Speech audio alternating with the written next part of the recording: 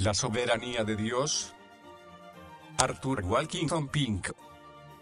Capítulo 10. La soberanía de Dios en la reprobación. En el presente estudio examinaremos 7 pasajes que representan al Padre haciendo su selección de entre los hijos de los hombres y predestinando a ciertos de ellos para ser conformados a la imagen de su Hijo. El lector pensador naturalmente preguntará, ¿y qué de los que no fueron designados a vida eterna? La respuesta que normalmente se da a esta pregunta, aun por los que profesan creer lo que las Escrituras enseñan en relación con la soberanía de Dios, es que Dios pasa por alto a los no elegidos, dejándoles solos para seguir sus propios caminos y al fin los echa al lago de fuego porque ellos rehusaron su camino y rechazaron al Salvador. Pero esto es solo parte de la verdad. La otra parte, la que es más ofensiva a la mente carnal, es ignorada o no aceptada. En vista de la solemnidad del tema y del hecho de que casi todos hoy día, aun de los que profesan ser calvinistas, rechazan y repudian esta doctrina, y es en vista del hecho de que este es uno de los puntos del estudio que ciertamente causará mucha controversia, sentimos que un estudio cuidadoso del tema es apropiado, que esta rama de la soberanía de Dios es profundamente misteriosa, lo admitimos, y aún así, no hay suficiente razón por la cual la debamos rechazar.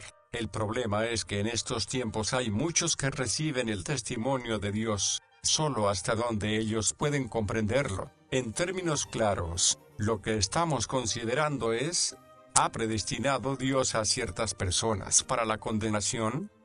Que muchos serán condenados eternamente está claro en las Escrituras, que cada uno será juzgado según sus propias obras y cosechará según haya sembrado es igualmente cierto, porque la condenación de los tales es justa.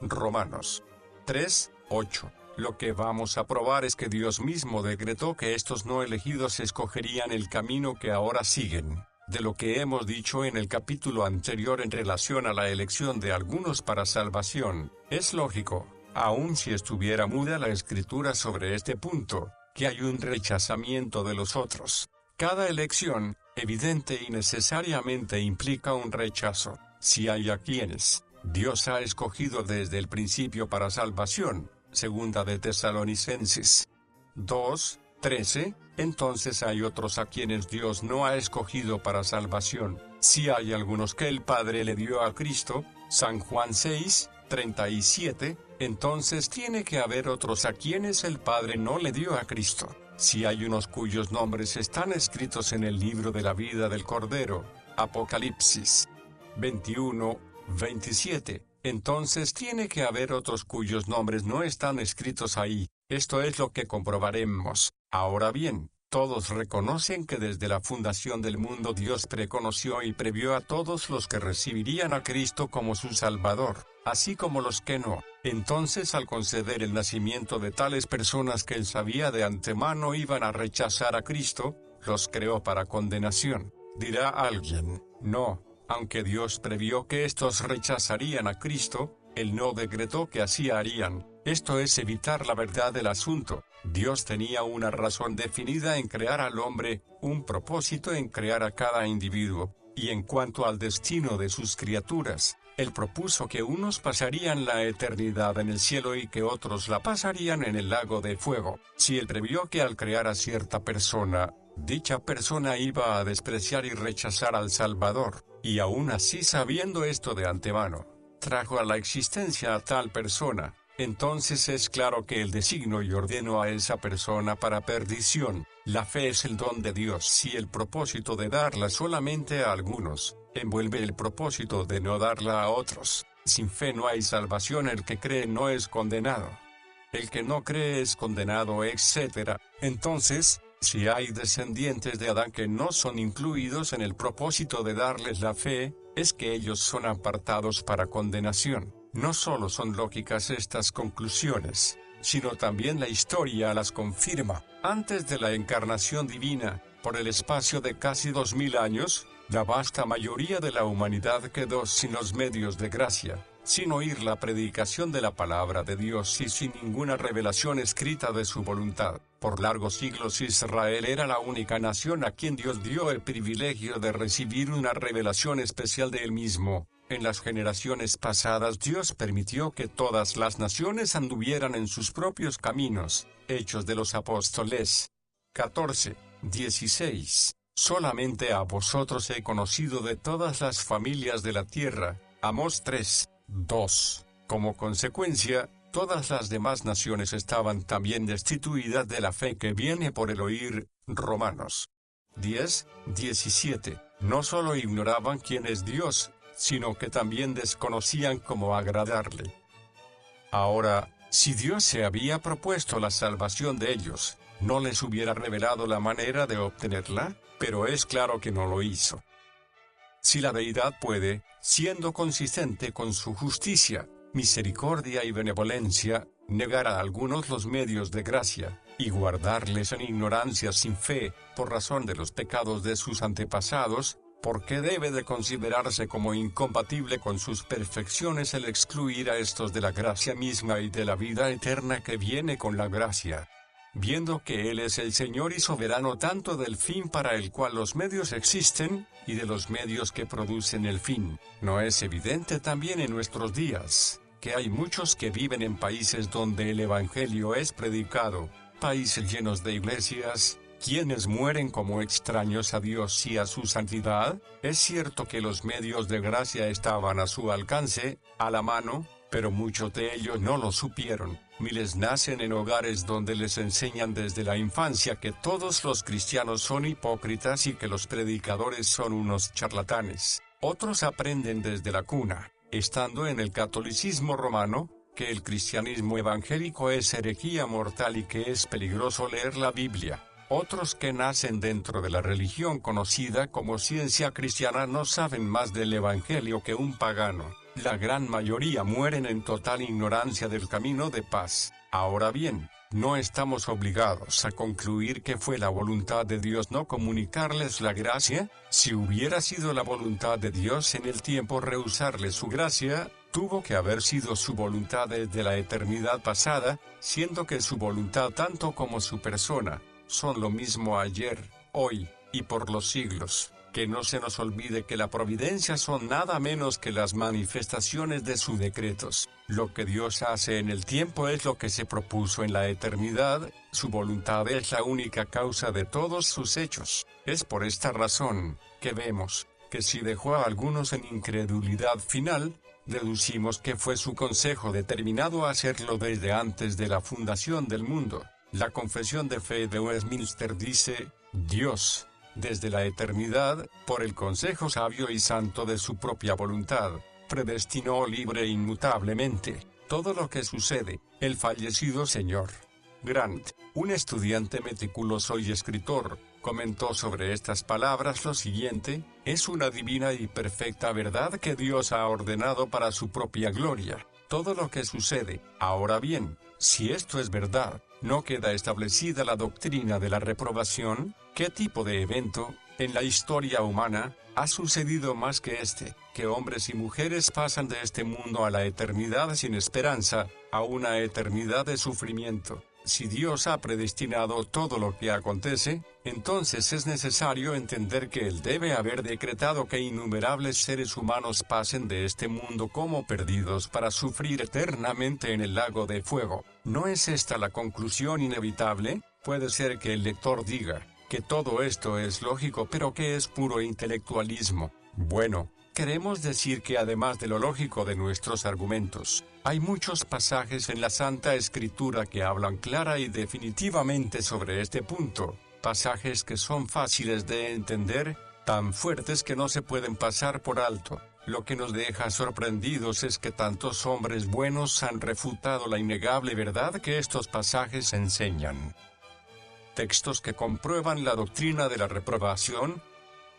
Por mucho tiempo Josué tuvo guerra con todos estos reyes. No hubo ciudad que hiciese la paz con los hijos de Israel, excepto los heveos que moraban en Gabaón. Todo el resto lo tomaron en batalla. Esto provenía de Jehová, quien endurecía el corazón de ellos, para que resistiesen con la guerra a Israel, a fin de que fuesen destruidos sin que se les tuviese misericordia. para que fuesen desarraigados, como Jehová había mandado a Moisés. Josué 11, 18-20. No hay palabras más claras que estas. Aquí vemos un gran número de cananitas, cuyos corazones son endurecidos por el Señor, personas quienes el Señor propuso destruir, personas a quienes Él no demostró ninguna misericordia. Claro que fueron malos, inmorales, idólatras, etc., pero eran peores ellos que aquellos caníbales idólatras de las islas lejanas a quienes Dios dio el Evangelio por boca de John G.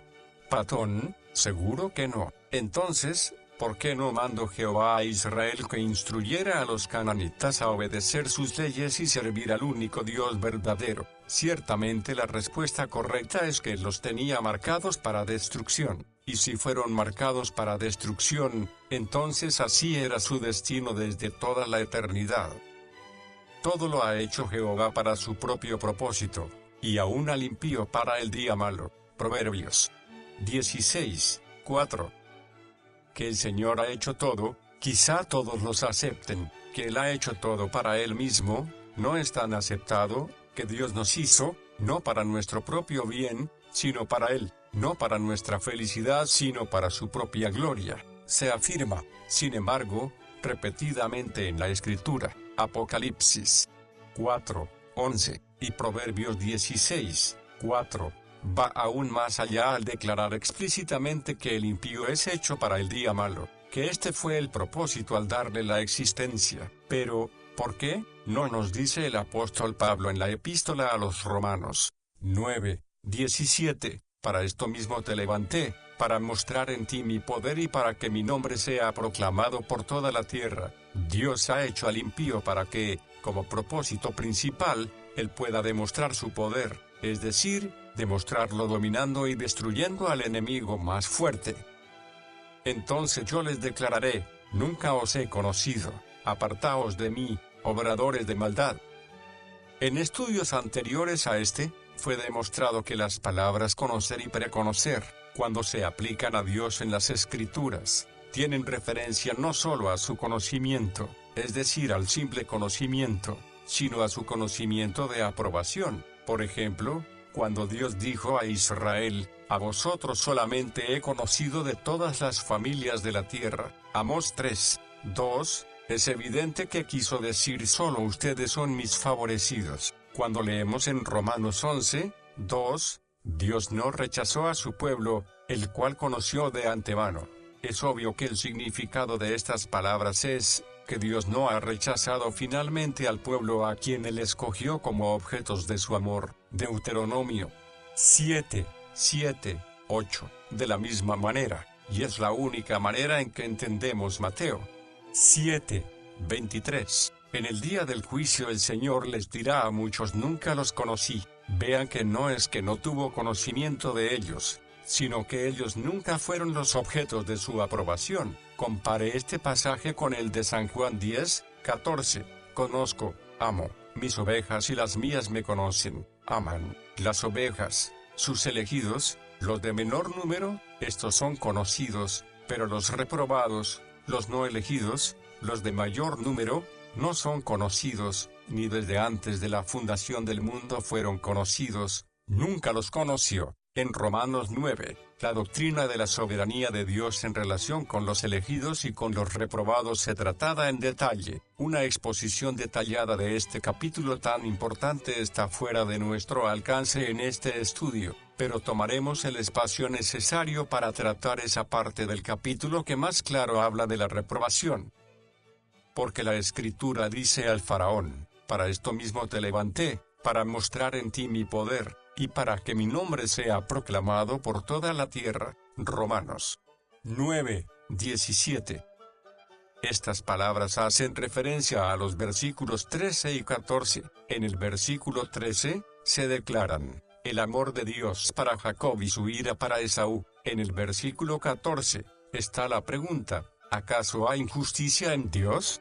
Y aquí en el versículo 17 el apóstol sigue contestando la pregunta. No podríamos encontrar un mejor comentario sobre el pasaje que el que ofrece Calvino. Hay dos cosas para considerar: la predestinación del faraón para la ruina, la cual está en el consejo escondido de Dios, y el propósito de esta predestinación, hacer notorio el nombre de Dios, siendo que muchos intérpretes tratando de modificar este pasaje más bien lo pervierten. Nosotros debemos primero observar que la palabra usada para expresar levante, en el hebreo es designado, y por esta palabra entendemos que Dios, para mostrar que la terquedad del faraón no le podía impedir la salvación de su pueblo, no solamente afirma que su ira había sido vista de antemano por Dios y que Dios había preparado el medio para restringirla, sino que él así lo había designado con propósito para este fin, para exhibir una evidencia ilustrativa de su propio poder. Observen que Calvino llama la atención a la fuerza que la palabra hebrea tiene, y que Pablo traduce te levanté. Como esta es la palabra sobre la cual la doctrina y el argumento de la interpretación del versículo dependen, queremos clarificar que Pablo cita del Antiguo Testamento Éxodo 9:16 y al hacerlo deja a la Septuaginta, la versión más usada en aquel entonces, y la cual él cita muy frecuentemente, y sustituye una cláusula para la primera como aparece en la Septuaginta. En lugar de por esta razón te he preservado, Pablo traduce para este fin te levanté. Pero ahora debemos considerar con más detalle el caso del faraón, el cual nos presenta un resumen y ejemplo de la gran controversia entre el hombre y su creador, porque hasta ahora yo habría podido extender mi mano para herirte a ti y a tu pueblo con una plaga tal que ya habrías sido eliminado de la tierra, pero por esto mismo te he dejado con vida, para mostrar mi poder y para dar a conocer mi nombre en toda la tierra. Éxodo 9:15-16. Sobre estas palabras queremos comentar lo siguiente. Primero, sabemos que el faraón fue herido por Dios, herido en medio de su maldad, herido no por enfermedades que siempre acompañan a la edad avanzada, ni herido por lo que los hombres llaman accidente, sino que fue herido por la acción inmediata de la mano de Dios. Segundo, está claro que Dios levantó al faraón para esto, para herirlo. Por herirlo en el lenguaje del Nuevo Testamento, quiere decir destruirlo. Dios nunca hace nada sin tener antes un designio. Al darle al faraón la existencia, al preservarlo desde su infancia y juventud, al ponerle sobre el trono de Egipto, Dios tuvo un propósito en mente. ¿Qué tal fue el propósito de Dios? Se ve claramente en sus palabras a Moisés antes de descender a Egipto a demandar del faraón que el pueblo de Jehová tuviera libertad para hacer un viaje de 3 días en el desierto para adorarle, y Jehová dijo a Moisés, cuando estés de regreso en Egipto, haz en presencia del faraón todas las señales que he puesto en tu mano. Sin embargo, yo endureceré su corazón, y él no dejará ir al pueblo. Éxodo 4:21. No solamente ocurrió así, sino que el designio de Dios en este acontecimiento fue declarado mucho tiempo antes.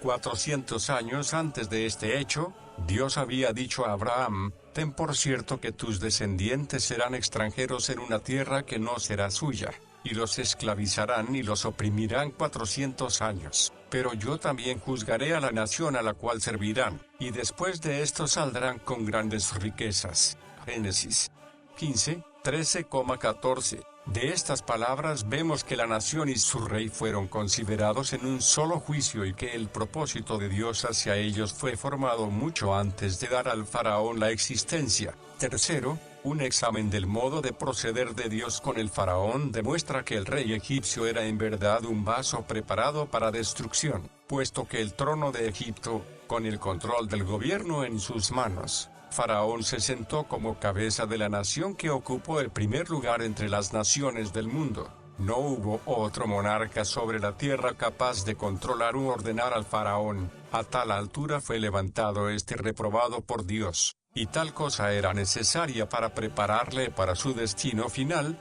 porque es una verdad evidente que Dios ha establecido que antes de la quiebra esté el orgullo, y antes de la caída, la altivez de espíritu. Además, y este es un punto muy importante, Dios quitó del faraón la única cosa que podía servirle como freno. El dar al faraón poderes sin límite de rey era lo mismo que ponerle arriba de toda influencia y control legal. Pero además Dios quitó a Moisés de su presencia y de su reino. Si Moisés, quien era experto en el modo de pensar de los egipcios por haber sido criado en la misma casa del faraón, hubiera quedado cerca del trono, entonces su ejemplo e influencia habrían sido un poderoso freno sobre la iniquidad de la tiranía del rey. Esta debió ser una de las razones por las que Dios mandó a Moisés a Madián, porque fue durante su ausencia que el inhumano rey formó sus edictos crueles. Dios se propuso al quitar este freno, darle al faraón plena oportunidad de llenar la copa con sus pecados y prepararle para su merecido fin. Cuarto, Dios le endureció el corazón así como dijo que lo iba a hacer. Éxodo 4:21. Aconteció de acuerdo con la escritura que declara como una corriente de agua es el corazón del rey en la mano de Jehová, quien lo conduce a todo lo que quiere, como cualquier rey. El corazón del faraón estaba en la mano de Jehová, y Dios tenía el derecho y el poder para inclinarlo en contra de lo correcto.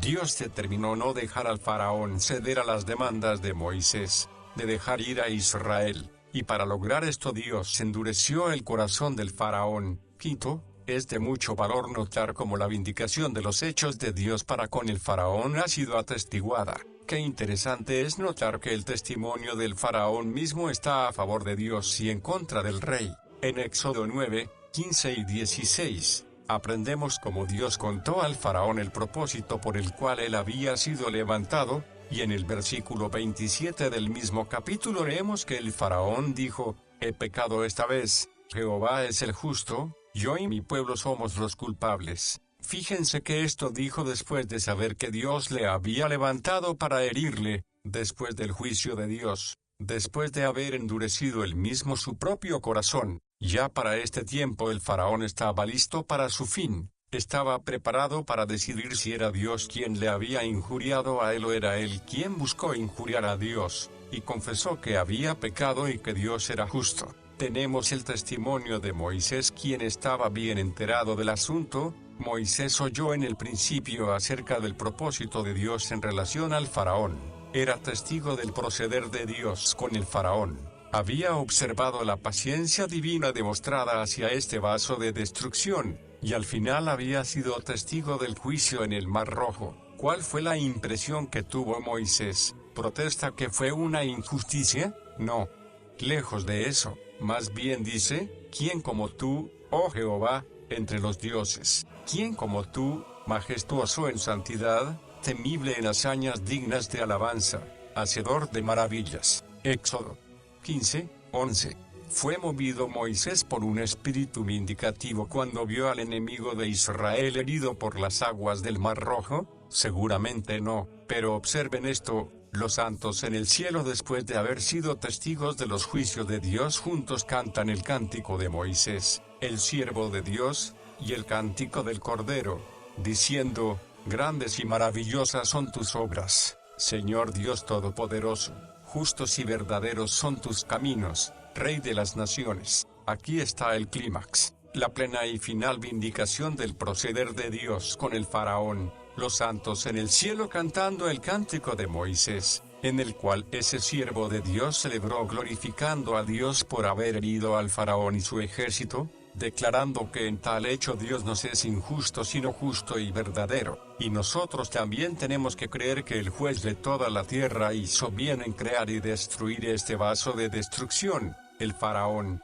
El caso del faraón establece el principio e ilustra la doctrina de la reprobación. Si Dios en verdad reprobó al faraón, entonces podemos concluir que él reprueba a otros a quienes él no predestinó para ser conformados a la imagen de su Hijo. El apóstol saca esta idea de la historia del faraón en el capítulo 9 de Romanos, después de hacer referencia al propósito de Dios al levantar al faraón, diciendo de manera que el caso del faraón es presentado para comprobar la doctrina de la reprobación como contraparte de la doctrina de la elección. Para concluir, queremos decir que al formar al faraón Dios no actuó ni justo ni injustamente sino soberanamente. Como el alfarero es soberano en cuanto a la formación de los vasos, Dios es soberano en cuanto a la formación de los agentes morales. Versículo 18, de manera que de quien quiere, tiene misericordia, pero a quien quiere, endurece, la frase de manera que anuncia la conclusión general que el apóstol deduce de todo lo que dijo en los 3 versículos anteriores a este,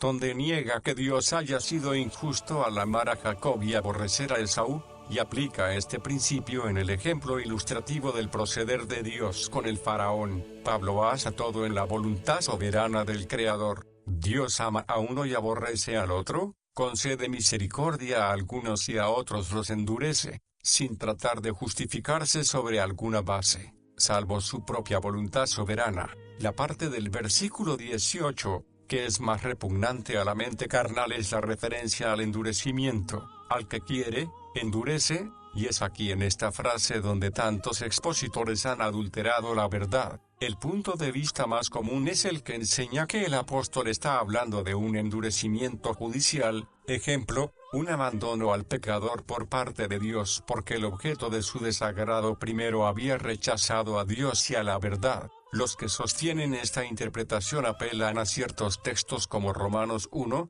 19 al 26, donde dice, Dios los abandonó, entregó, esto es, que abandonó a los que le conocían pero no le glorificaron como Dios. Versículo 21, vea el contexto. Apelan también a 2 de Tesalonicenses 2, 10 al 12, pero debe notar el lector que la palabra endurecer no aparece en estos textos. Nosotros declaramos que Romanos 9, 1 al 18, no hace ninguna referencia a un endurecimiento judicial. El apóstol no está hablando de los que dejaron de creer en la verdad, sino que está tratando el tema de la soberanía de Dios, una soberanía que no solamente ejerce misericordia como le agrada, sino que también endurece a quien le place. La frase es al que quieren o a los que rechazaron la verdad. Él endurece, y tomando como ejemplo al faraón, establece el sentido de estas palabras. El caso del faraón en sí es tan claro,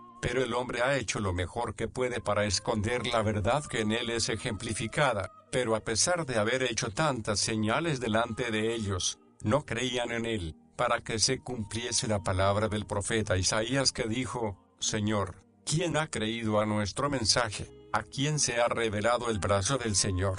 Por eso no podían creer. ¿Y por qué no? Porque Isaías dijo en otra ocasión, Él ha cegado los ojos de ellos y endureció su corazón, para que no vean con los ojos ni entiendan con el corazón, ni se conviertan, y yo los sane. San Juan 12, 37 al 40. Ahora bien, lector, el asunto es, ¿vas a creer lo que Dios te ha revelado en su palabra? No necesitas hacer un estudio profundo o pasar un tiempo prolongado escudriñando la Escritura. Lo que debes tener es una actitud propia de un niño, para poder entender esta doctrina. Versículo 19, luego me dirás, ¿por qué todavía inculpa? Porque, ¿quién ha resistido a su voluntad?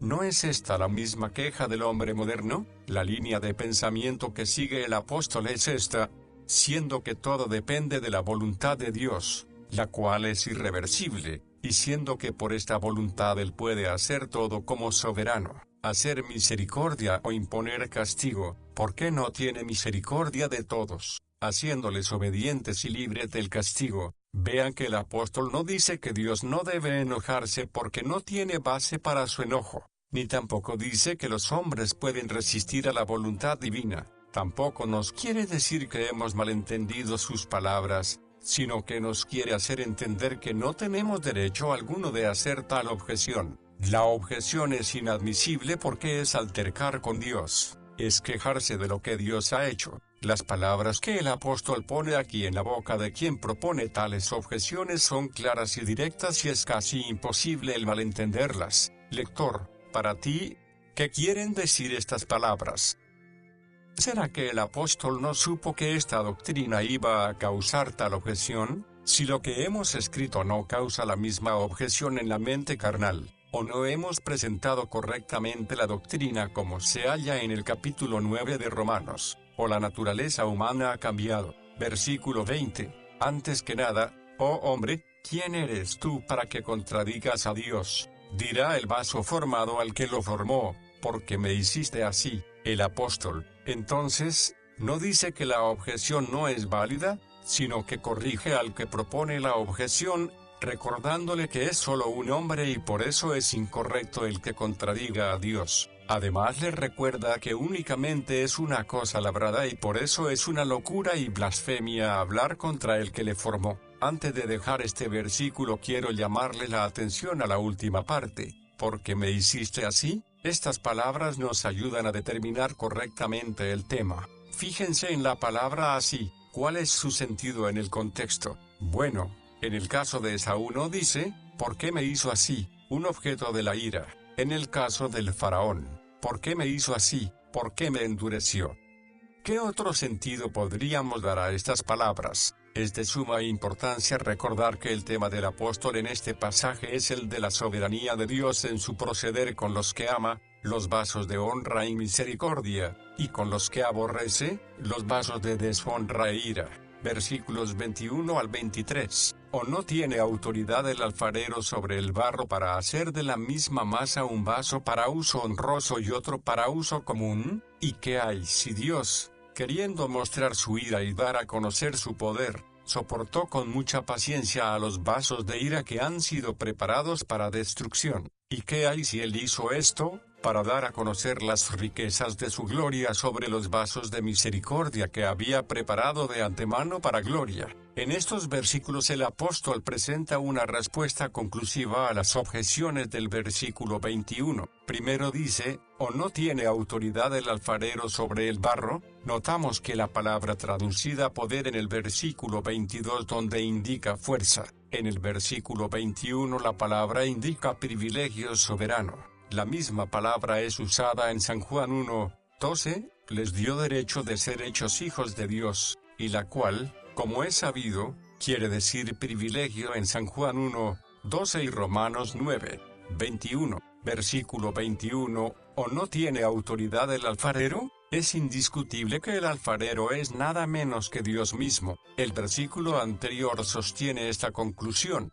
¿Contradigas a Dios? Hay quienes tratan de quitar la fuerza de las palabras razonando que el alfarero humano hace ciertos vasos para usos menos honrosos que otros, pero todos tienen un servicio muy útil. Pero el apóstol no escribe que el alfarero hace de la misma masa un vaso para uso honroso y otro para uso menos honroso, sino que habla de honra y de deshonra. Antes de pasar al siguiente versículo, permítanme dar un resumen de este y los anteriores. En el versículo 19 hay dos preguntas. ¿Por qué todavía inculpa? Y ¿quién ha resistido a su voluntad? C. Daniel. A estas dos preguntas, y tres respuestas. 1. En el versículo 20. El apóstol niega el derecho a la criatura de juzgar el proceder del Creador. ¿Quién eres tú para que contradigas a Dios? El apóstol insiste en que no debe sospecharse de la rectitud de la voluntad divina. Sea cual sea su voluntad, él tiene el derecho. 2. En el versículo 21 el apóstol declara que el Creador tiene el derecho de disponer de sus criaturas como juzga conveniente. ¿O no tiene autoridad el alfarero? Aquí la palabra griega es exousia. En el versículo 22 la palabra es dunaton. En la frase no tiene exousa el alfarero, el sentido es el ejercicio de los derechos de Dios en consistencia con su justicia. 3. En los versículos 22 y 23 el apóstol da la razón por la cual Dios procede en maneras diferentes con sus criaturas. Por un lado es para mostrar su ira y hacer notorio su poder. Por el otro lado es para hacer notorias las riquezas de su gloria.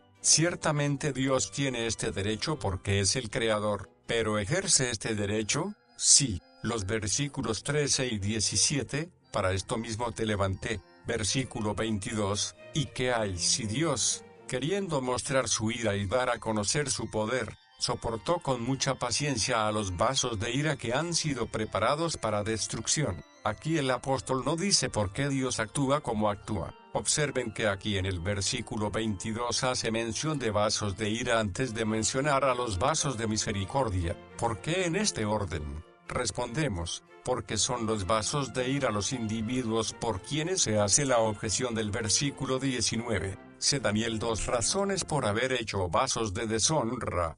1. Para mostrar su ira y 2. Para hacer notorio su poder. Estas dos razones se aplican debidamente en el caso del faraón. Un punto que no debemos dejar a un lado, la palabra preparados. La explicación que comúnmente se da, es que los vasos se preparan a sí mismos para destrucción por su propia perversidad. El argumento es que no hay necesidad de que Dios les prepare para destrucción porque ellos ya están preparados a causa de su depravación. Ahora, si por destrucción entendemos castigo, entonces es verdad que los no elegidos se autopreparan para ser juzgados según sus obras. Pero el asunto ¿es este el sentido que le da el apóstol? Y sin titubear respondemos que no. La pregunta es, ¿se preparó Esaú a sí mismo antes de su nacimiento? ¿Se preparó el faraón para destrucción, o le endureció Dios antes de mandar las plagas? Vea Éxodo 4, 21. Romanos 9, 22, es claramente la continuación del pensamiento del versículo 21, y el versículo 22 es parte de la respuesta del apóstol a las preguntas del versículo 20. Entonces, siguiendo la línea, tiene que ser Dios quien prepara los vasos de ira para destrucción. Si alguien pregunta cómo es que Dios los prepara, contestamos, objetivamente, es decir, los prepara con sus decretos preordenatorios. Y si luego pregunta, ¿por qué? La respuesta es, para su propia gloria, la gloria de su justicia, poder e ira. Roberto Aldane dijo, el peso de la respuesta del apóstol se halla en que el gran propósito de Dios en la elección y en la reprobación de los hombres, es aquella que es eminente sobre todas las cosas en la creación del hombre, a saber, su propia gloria. Versículo 23. ¿Y qué hay si él hizo esto? Para dar a conocer las riquezas de su gloria sobre los vasos de misericordia que había preparado de antemano para gloria. El único punto que nos llama la atención en este versículo es el hecho de que los vasos de misericordia son preparados de antemano para gloria. Muchos me llamarán la atención a que en el versículo previo no se dice que los vasos de ira son preparados de antemano.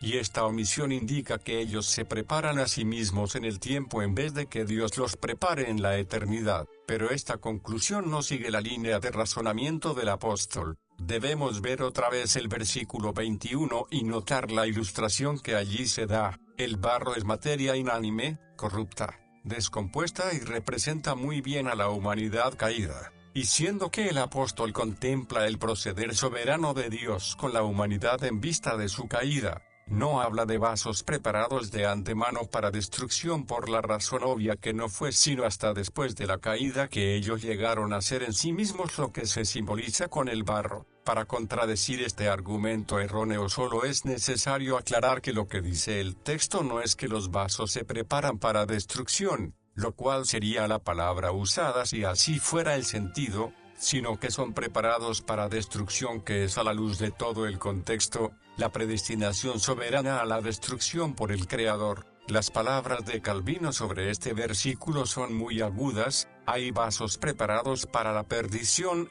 es decir, fabricados para que sirvan de ejemplo a la venganza y el furor de Dios, aun cuando en este segundo miembro de la frase dice expresamente que es Dios quien prepara a sus elegidos para la gloria. Habiendo dicho antes que los reprobados son vasos preparados para perdición, no obstante, no hay duda de que la preparación de unos y de otros depende del consejo secreto de Dios, porque de otro modo Pablo hubiera dicho que los réprobos se precipitan en la perdición, mas quiere decir que antes de nacidos, ya están destinados a ser condenados. Estamos de acuerdo con Calvino. Romanos 9, 22. No dice que los vasos de ira se prepararon a sí mismos, sino que son preparados para destrucción, y el contexto demuestra que es Dios quien los prepara objetivamente por sus decretos eternos. Romanos 9 contiene una mayor y mejor exposición de la doctrina de la reprobación, pero hay todavía otros pasajes que hacen referencia a ella. Veremos otros ejemplos. Que, pues, lo que Israel busca, eso no alcanzó, pero los elegidos sí lo alcanzaron, y los demás fueron endurecidos. Romanos 11, 7. Este texto presenta dos clases de personas. 1. La elección y 2. Los demás. Uno alcanzó y el otro fue endurecido. Citaré a Juan Bunyan. Estas son palabras solemnes que hacen distinción entre unos y otros. la elección y el resto, los escogidos y los rechazados. Por lo demás se entiende a los no elegidos, y si son no elegidos, entonces, son lo opuesto, son reprobados. Escribiendo a los tesalonicenses, el apóstol declara: porque no nos ha puesto Dios para ira, sino para alcanzar salvación por medio de nuestro Señor Jesucristo. Primera de Tesalonicenses 5:9. El decir que Dios no nos ha puesto para ira implica que hay otros que Él ha puesto para ira, y si no fuera que las mentes de tantos que profesan ser cristianos fueran tan ciegas, podrían ver claramente esta verdad. Piedra de tropiezo y roca de escándalo, aquellos tropiezan, siendo desobedientes a la palabra, pues para eso mismo fueron destinados. Primera de Pedro 2:8. La frase "pues para eso mismo" hace referencia al tropezar en la palabra y a la desobediencia. Dios afirma que hay quienes han sido destinados, la misma palabra griega que aparece en Primera de Tesalonicenses 5:9, para desobediencia. Es nuestro deber aceptar el testimonio de la Santa Escritura. No es nuestro deber entender sino creer todo lo que Dios ha dicho. Pero estos, maldiciendo lo que no entienden, como animales irracionales que por naturaleza han sido creados para presa y destrucción, también perecerán en su perdición. Segunda de Pedro 2:12. Muchos tratan de evadir el mensaje claro de este pasaje. Nos dicen que los animales irracionales son los que son creados para presa y destrucción y no las personas comparadas con ellas. Lo que es necesario para refutar todo este engaño es preguntar: ¿cuál es la correlación entre estos y los animales irracionales? ¿Qué nos indica la palabra como en la frase animales irracionales? No está claro que estos hombres, como animales irracionales, son los que, como animales, son hechos para presa y destrucción. Las últimas palabras del versículo repiten el mismo concepto: perecerán en su perdición, porque algunos hombres han entrado encubiertamente, los cuales desde antiguo habían sido destinados para esta condenación. Ellos son hombres impíos, que convierten la gracia de nuestro Dios en libertinaje y niegan al único soberano y Señor nuestro, Jesucristo. Judas 4. Algunos han tratado de escapar a lo obvio de este versículo, sustituyéndolo con otra versión. La palabra griega prógrafo, aquí traducida por la frase habían sido destinados, se puede traducir mejor por la frase fue escrito de antemano. Preguntan: ¿en dónde fue escrito de antemano acerca de estos hombres? Seguramente no fue en el Antiguo Testamento, porque allí no se lee nada de hombres que entran encubiertamente en las asambleas cristianas. El único libro en el cual podríamos leer de ellos tendría que ser el libro de los decretos divinos. No se puede eludir el hecho de que ellos estaban marcados por Dios para esta condenación, y le adorarán todos los habitantes sobre la tierra, cuyos nombres no están inscritos en el libro de la vida del Cordero, quien fue inmolado desde la fundación del mundo. Apocalipsis 13:8 y Apocalipsis 17:8. Aquí hay una declaración cierta que hay quienes cuyos nombres no están inscritos en el libro de la vida. Por esto prestarán servicio al anticristo. Hemos presentado 10 pasajes que implican o enseñan explícitamente la reprobación. Afirman que el impío es hecho para el día malo, que Dios forma ciertos vasos para deshonra, que su decreto les hace a propósito para destrucción, que fueron desde antes de la fundación del mundo destinados a esta condenación. Por lo tanto, a la luz de las Escrituras, afirmamos nosotros también, después de casi 20 años de estudio cuidadoso y mucha oración, que la palabra de Dios enseña sin disputa la predestinación y la reprobación. Como dijo Calvino, la elección eterna es la predestinación divina de algunas para salvación y de otros para destrucción. Ya que hemos establecido lo que es la reprobación, como la establece la Santa Escritura, pasamos a mencionar uno o dos puntos importantes para evitar el abuso y las ideas erróneas. Primero, la doctrina de la reprobación no quiere decir que Dios se propuso tomar a criaturas inocentes, hacerlas impías, y luego condenarlas. La Escritura dice: mira, he hallado solo esto, que Dios hizo al hombre recto, pero los hombres se han buscado muchas otras razones. Eclesiastés 7:29. Dios no ha creado criaturas pecaminosas para poder destruirlas. A Dios no se le puede inculpar del pecado de sus criaturas. La responsabilidad y la criminalidad son del hombre. El decreto de Dios de la reprobación contempló a la masa adámica como caída, pecaminosa, corrupta y culpable, y sobre esto se propuso salvar a algunos para servir como monumentos de su gracia soberana. A otros determinó destruirlos como ejemplos de su justicia y severidad. Al determinar destruir a estos, no les hizo ninguna injusticia. Habían caído en Adán, su representante legal, por eso nacieron con una naturaleza pecaminosa, y por esta razón les deja en su estado pecaminoso. Y así prefieren estar porque no tienen deseos de ser santos, aman más las tinieblas que la luz. ¿Cómo puede haber injusticia si Dios por lo tanto los deja a la dureza de su corazón? Salmos 81:12. Segundo, la doctrina de la reprobación no implica que Dios rehúsa salvar a personas que buscan sinceramente la salvación. La verdad es que los reprobados realmente no desean al Salvador. En él no ven nada atractivo para desearle. No vienen a Cristo. ¿Por qué entonces debe Dios esforzarles a venir? No se niega a nadie que viene a él. ¿Cómo? Pues, ¿puede Dios ser injusto en predestinar la condenación justa de ellos? Recuerden, Dios es el creador del impío pero no de su iniquidad, Él es el autor de su ser, pero no es el que le infunde su pecado. Algunos calumniosamente dicen que nosotros creemos que Dios anima a la criatura a pecar, como el jinete pica con las espuelas al caballo mal dispuesto, pero, en efecto, Dios solo pronuncia esta palabra dejados, Mateo 15:14. Afloja un poco las riendas de su refrenamiento. Retiene la influencia de la palabra salvadora, y el hombre apóstata, prestísimo en su afán, por su propia cuenta cae en la iniquidad.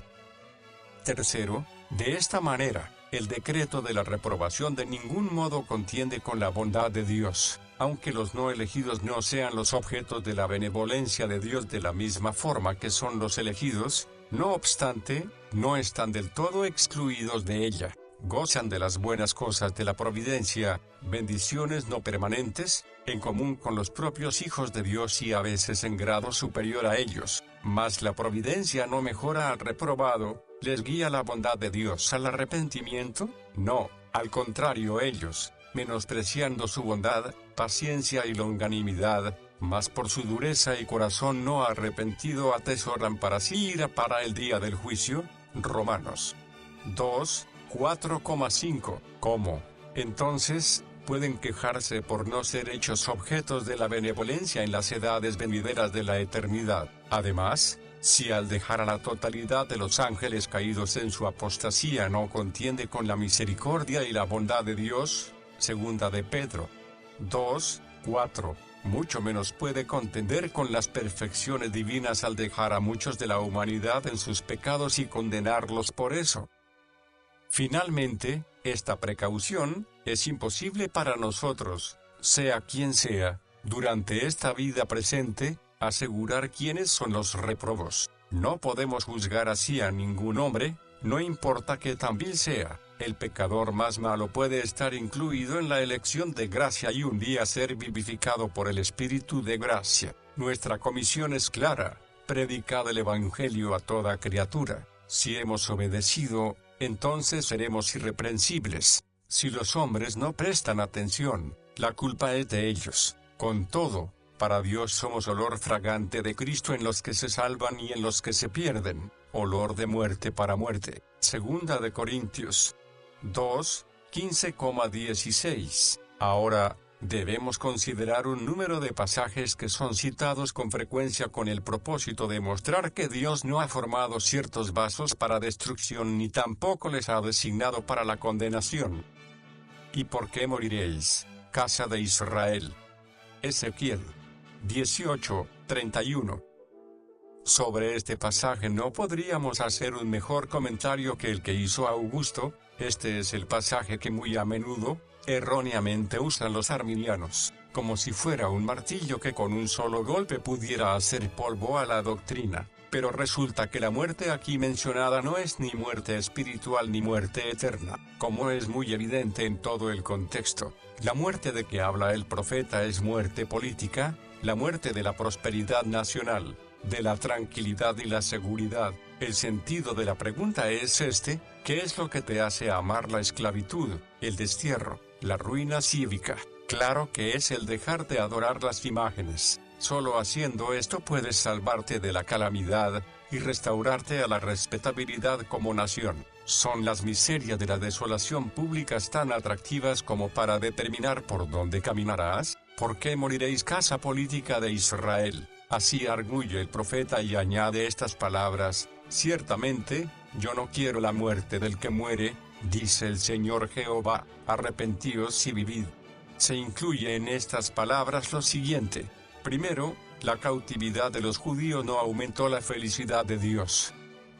Segundo, si los judíos dejan la idolatría y se apartan de las imágenes, no morirán en un país extraño y hostil, sino que vivirán en paz en su propia tierra, gozando de la libertad como pueblo independiente. Fin de la cita. A esto queremos añadir: la muerte política es el sentido de Ezequiel 8, 31,32, porque ya estaban muertos espiritualmente. Mateo 25, 41, se cita con frecuencia para mostrar que Dios no ha formado vasos para destrucción. Apartaos de mí, malditos, al fuego eterno preparado para el diablo y sus ángeles. Este es uno de los versículos principales que se usan para refutar la doctrina de la reprobación. Sin embargo, opinamos que la palabra a la cual se da más énfasis en la oración no es la palabra para, sino la palabra diablo. Este versículo, vea el contexto, presenta la severidad y el juicio que espera a los perdidos. En otras palabras, este versículo describe la solemnidad del fuego eterno más que la de aquellos que serán arrojados al fuego. Si el fuego es preparado para el diablo y sus ángeles, qué horrible ha de ser. Si el lugar del tormento eterno al cual los condenados serán arrojados es el mismo lugar en el cual el enemigo principal de Dios sufrirá, ¿qué tan horrible tiene que ser? Vuelven a preguntar: si Dios ha escogido solo a ciertas personas para salvación, ¿por qué?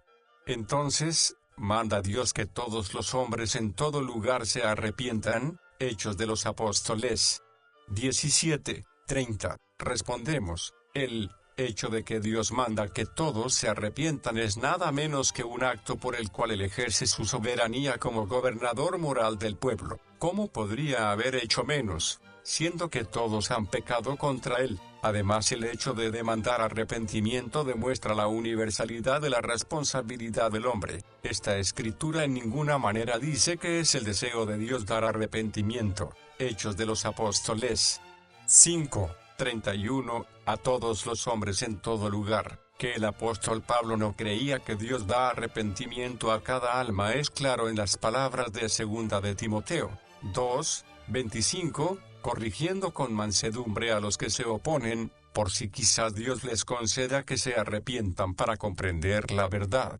Vuelven a preguntar: si Dios ha designado solamente a ciertas personas para vida eterna, entonces, ¿por qué leemos que Él quiere que todos los hombres sean salvos y lleguen al conocimiento de la verdad?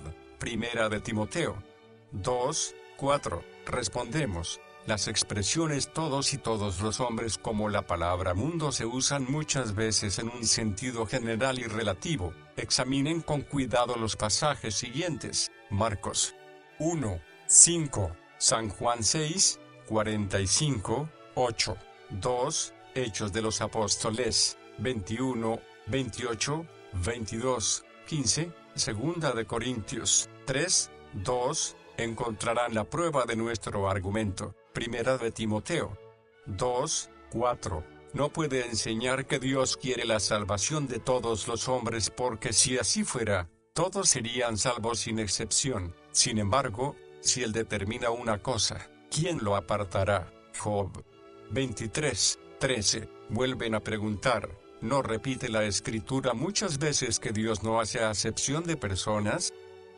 Respondemos: sí. Sin duda la elección de gracia aprueba esto. Los 7 hijos de Isaí, aunque mayores y físicamente superiores a David, no son escogidos para ocupar el trono, mas el niño pastor es exaltado al trono. Los escribas y los maestros de la ley, no son los escogidos, sino unos pescadores para ser los apóstoles del Cordero. La verdad divina está escondida de los sabios y entendidos y es revelada a los pequeños, humildes. La mayoría de los sabios y nobles pasan ignorados, mientras los débiles, los menospreciados son llamados y salvos. Las rameras y los publicanos son constreñidos a venir a la fiesta evangélica, mientras el fariseo, justo en su propia estimación, es dejado a perecer en su moralidad inmaculada. Verdad es que Dios no hace acepción de personas porque de otro modo, no aceptaría a ninguna. La doctrina de la reprobación es palabra dura para la mente carnal, pero, pregunto, ¿es más dura que la del castigo eterno? Que la Escritura sí enseña la doctrina, lo hemos demostrado y no es nuestro el escoger entre las verdades de la palabra de Dios. Todos los que están inclinados a recibir aquellas doctrinas que van de acuerdo con su modo de pensar y rechazar las doctrinas que no pueden entender perfectamente, deben recordar esas palabras exhortativas de nuestro Señor: oh insensatos y tardos de corazón para creer todo lo que los profetas han dicho. Eran insensatos por ser tardos de corazón, no por ser torpes de cabeza. Escuchemos otra vez el lenguaje de Calvino: llamamos predestinación al eterno decreto de Dios, por el cual ha determinado lo que quiere hacer de cada uno de los hombres, porque Él no los crea a todos con la misma condición, sino que ordena a unos para la vida eterna, y a otros para condenación perpetua. Por tanto, según el fin para el cual el hombre es creado, decimos que está predestinado a vida o a muerte. De Institución, libro 3, capítulo 21, titulado La elección con la que Dios ha predestinado a unos para salvación y a otros para perdición. Rogamos a nuestros lectores que tomen en serio estas palabras de Calvino. Una lectura cuidadosa de ellas mostrará que lo que hemos promovido en este estudio no es hipercalvinismo sino calvinismo real, puro y sencillo. Nuestro propósito al decir esto es para hacerles ver que lo que muchos condenan por ignorancia como ultracalvinismo es simplemente lo que Calvino enseñó. Este calvinismo, lo repetimos aquí porque nosotros juntos con ese gran teólogo, hemos hallado esta doctrina en la palabra misma de Dios. Martín Lutero, en su obra excelente de Servo Arbitrio, el libre albedrío es un esclavo, escribió: todas las cosas surgen de, y dependen de los decretos divinos por los cuales fueron predestinados, quienes iban a recibir la palabra de vida y quienes la rechazarían, quienes serían salvados de sus pecados y quienes serían endurecidos en los suyos, quienes serían justificados y quienes no. Esta es la verdad misma que arrasa al libre albedrío desde sus cimientos. El amor de Dios para algunos hombres y su ira para otros es inmutable e irreversible. Juan Fox, cuyo libro de los mártires era en un tiempo la obra inglesa de más fama. Lástima que no sea así ahora que estamos viendo el crecimiento del catolicismo romano, escribió: la predestinación es el eterno decreto de Dios,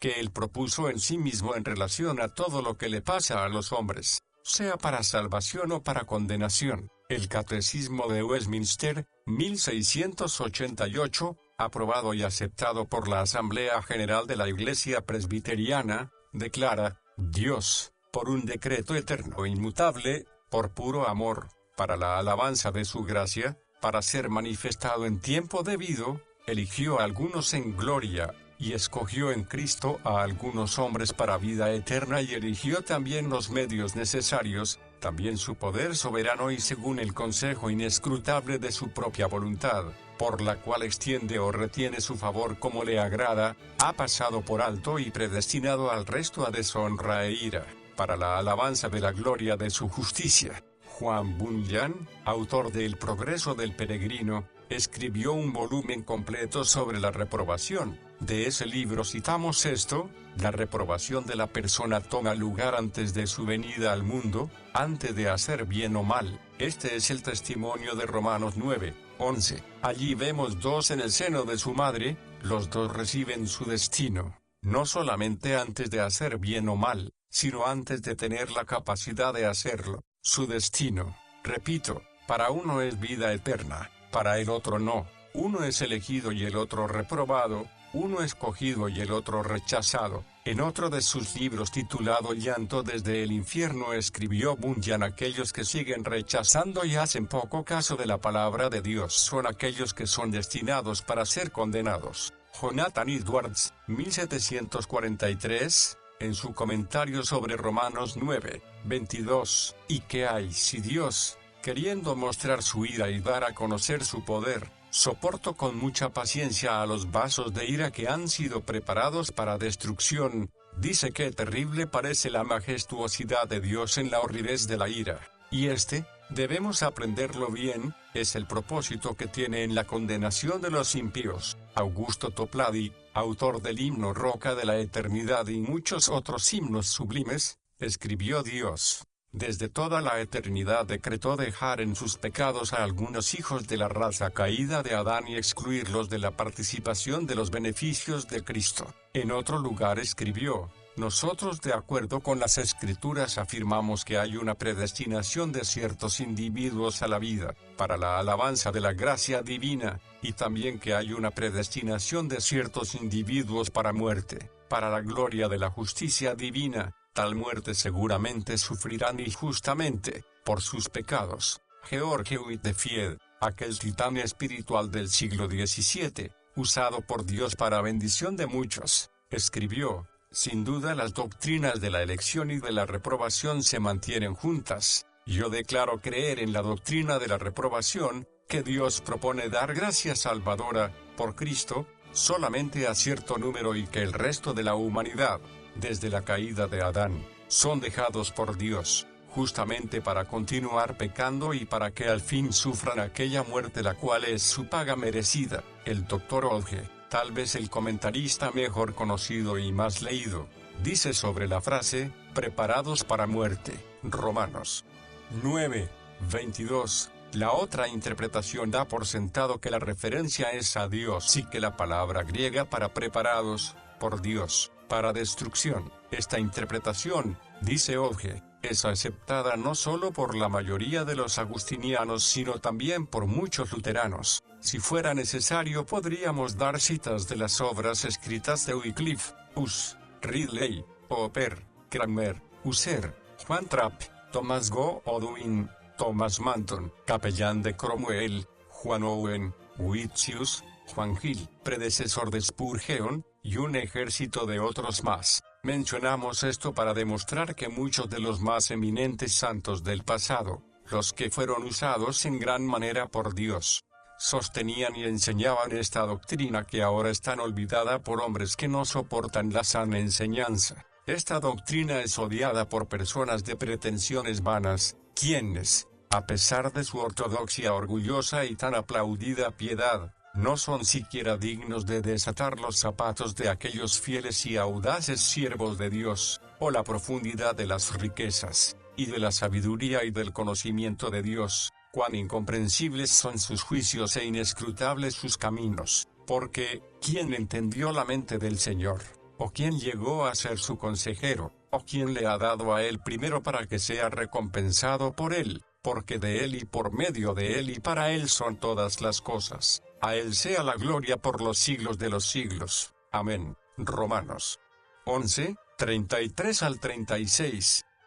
De él, su voluntad es el origen de todo lo que existe. Por él es el creador y controlador de todo. En él, todas las cosas le glorificarán al final.